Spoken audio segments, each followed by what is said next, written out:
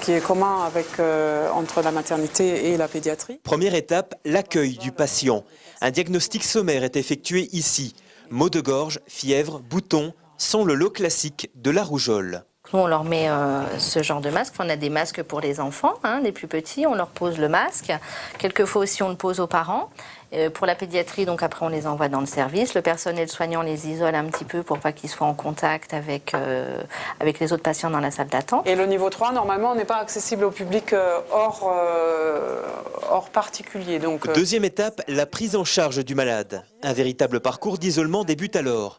Le patient va d'abord subir une prise de sang pour vérifier qu'il est bien porteur de la rougeole. En cause, un virus pire que la grippe. La contagion est plus rapide. Un seul cas peut se propager à 20 autres personnes. Nouveau-nés ou femmes enceintes se retrouvent alors dans une chambre seule. Pour avoir des précautions un peu plus spécifiques, notamment elles vont mettre un masque et nous on va se protéger également par un masque, surtout si on sait nous-mêmes qu'on n'est pas immunisé. La contamination se fait essentiellement par voie orale. Troisième étape, la vérification du carnet de santé pour savoir si les vaccins sont oui ou non mis à jour. Et là, le personnel constate de plus en plus une négligence. Pour les parents, on n'est pas devant de la non-vaccination puisque c'est des parents qui sont nés parfois avant 80 et que les vaccinations, la politique vaccinale n'était pas la même qu'actuellement. Par contre, il est effectivement dommage d'avoir des enfants qui ont la rougeole. Il y a déjà un lobbying anti-vaccination un peu particulier dans le côté Rhône-Alpes, là.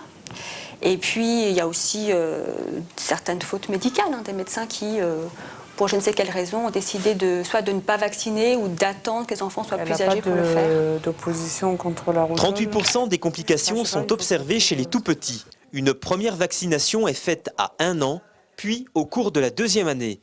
Problème, cette vaccination n'est pas obligatoire. Elle est pourtant intégralement remboursée jusqu'à 18 ans et à 65% au-delà. Moi, j'ai fait attention, j'ai refait des vaccins avant les grossesses pour justement pallier à d'éventuels problèmes. Et puis c'est conseillé par des professionnels, donc moi je leur fais confiance en fait. En 2010, 5000 cas de rougeole ont été observés en France, un chiffre presque atteint en 2011. On compte près de 4000 cas pour les seuls mois de janvier et de février.